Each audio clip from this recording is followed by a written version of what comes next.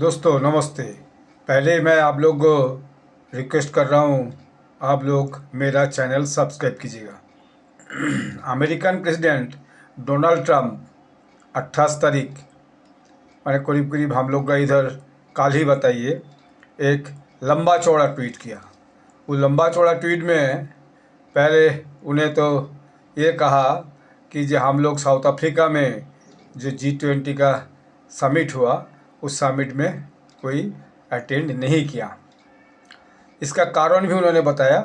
कारण ये बताया कि जे अफ्रीकन सरकार वहाँ का जो दूसरे देश का नागरिक है, जैसे डच नागरिक है, फ्रेंच नागरिक है, जर्मन नागरिक है, जहाँ जो लोग वहाँ दक्षिण अफ्रीका में जाके सेटल हुआ उन लोग के साथ बहुत दुर्व्यवहार कर रहा है, एब्यूज़ कर रहा है।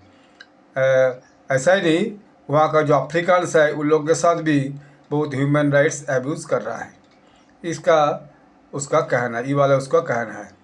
तो बोला और खुला मेला बोले तो वाइट पीपल को वहाँ पर हत्या भी कर रहा है और उन लोग का जो फार्म था वो सब फार्म जोर ज़बरदस्ती ले रहा है। तो ये उसका पहले ब्लेम है दक्षिण अफ्रीका के ऊपर। इसके बाद उन्होंने जो कहा वो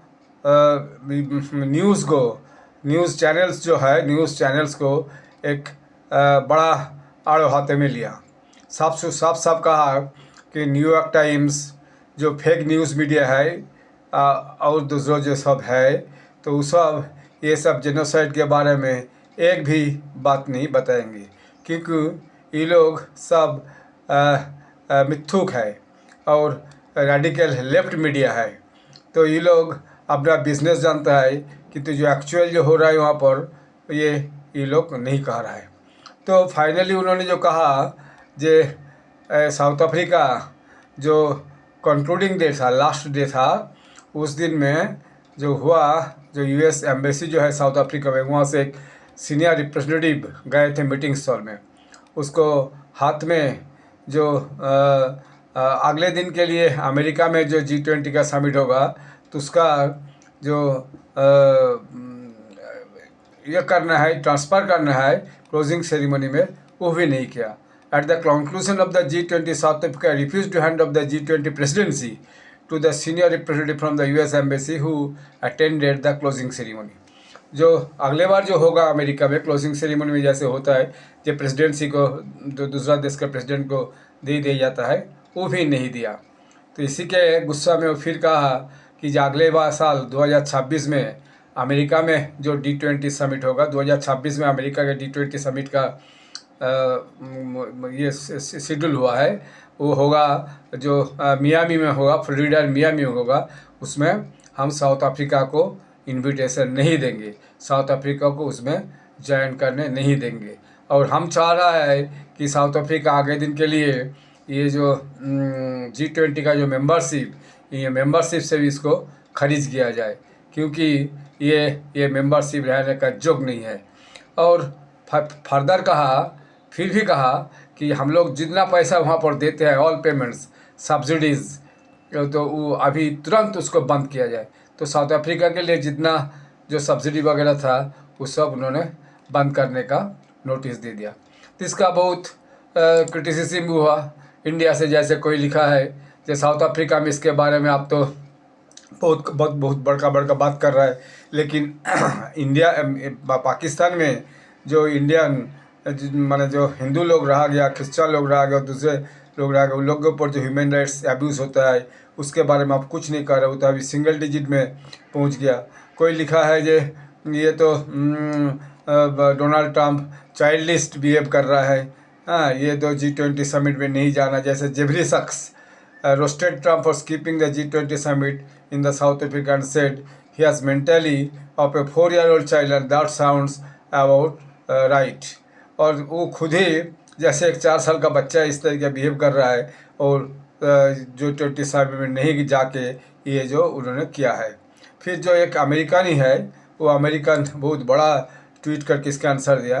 बोला ये तो रेटोरिक नहीं चलेगा आज का दिन में, ये बहुत डेंजरस और डिसऑनेस्ट है डोनाल्ड ट्रंप जो बतका रहा है। एक्चुअली साउथ अफ्रीका में ऐसे कोई ह्यूमन राइट्स वायोलेशन है ही नहीं।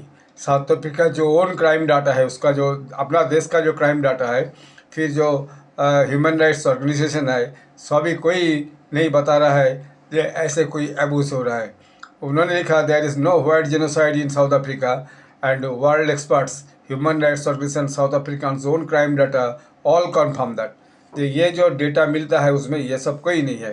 तो है क्या एक्चुअली वहाँ पर है इन इक्वालिटीज़ है और अपाथाइड है, मतलब वाइट पीपल जो साउथ अफ्रीका का ब्लैक पीपल को दूसरे ढंग से देखते हैं। और जो लैंड डिस्प्यूट्स वो रूटेड है सेंचुरीज कॉलोनियल थेफ्ट। अर्थात यहाँ पर जो ये जो देश जो डाच आपका जर्मन, तो ये लोग का सब जो आगे दिन के लिए पिछले दिन के लिए जो वहाँ कॉलोनी था, वो कॉलोनी में डाच फ्रेंड्स एवं जर्मन लोग का जो कॉलोनी था, वो कॉलोनी में एक्चुअली जो लैंड डिस्प्यूट था, जो लैंड ज़बरदस्त दखल करके रखे थे, वो सेंचुरीज ओल्ड प्रॉब्लम्स, अर्थात कয়েक शताब्दी 100-200-500 साल का पुराना जो प्रॉब्लम है। Political weaponising of fear to divide people along racial lines. आप इसी करके ऐसे बात करके ये जो वाइट एंड ब्लैक है, इसके अंदर एक जो तनाव आपने बढ़ा रहा है, ये आपका ठीक नहीं। बहुत बड़ा कुछ लिखा है, ये एक डोनाल्ड ट्रंप का एक प्रोपागंडा है। वो साउथ अफ्रीकन ब्लैक पीपल को दूसरा ढंग से देखने का एक उनका इरादा है। ये करके जो उन्होंने कहा कि ये फेक है, ट्रूथ नहीं है, एवं stoke social fear to score political points. तो ये करके वो एक्चुअली अपना जो पॉलिटिकल जो वो गेन करना चाह रहा है। तो इसके बारे में ट्रम्प को बहुत सारी समालोचना सुनने पड़ रहा है। और सच में जो कॉलोनी के टाइम में जो आदमी गए थे डच फ्रेंच जर्मन, वहाँ जाके ज़बरदस्ती बहुत फार्मलैंड दखल किया, उसमें अफ्रीकन लोग को ज़बरदस्ती काम करवाया। ये जो हिस्ट्री जो कहता है काम करवाया, वो अभी भी उसमें दखल में है। तो अभी ब्लैक पीपल उसके ऊपर अपना हक जता रहा है। सरकार हो सकता है कोई भी उस सबको सपोर्ट कर रहा है। तो इस बात करके डोनाल्ड ट्रम्प एक्चुअली दक्षिण अफ्रीका में जो दो रेस है, मान लीजिए वाइट जो बाद में गया कॉलोनी बनने के बाद, वहाँ का जो आधी आदमी ब्लैक पीपल है, उनके साथ जो दरार वो बढ़ाने का प्रयास किया, ये सही नहीं है, ये निंदनीय है। तो ये एक बड़ा समाचार आज आया है, हम रिसर्च करके देख रहे थे, तो ये मेरा लगा इसको सबको जानकारी देना चाहिए। तो आप लोग इसमें अपना कमेंट कीजिएगा और आगे दिन के लिए मेरा साथ जुड़े रहिए। धन्यवाद।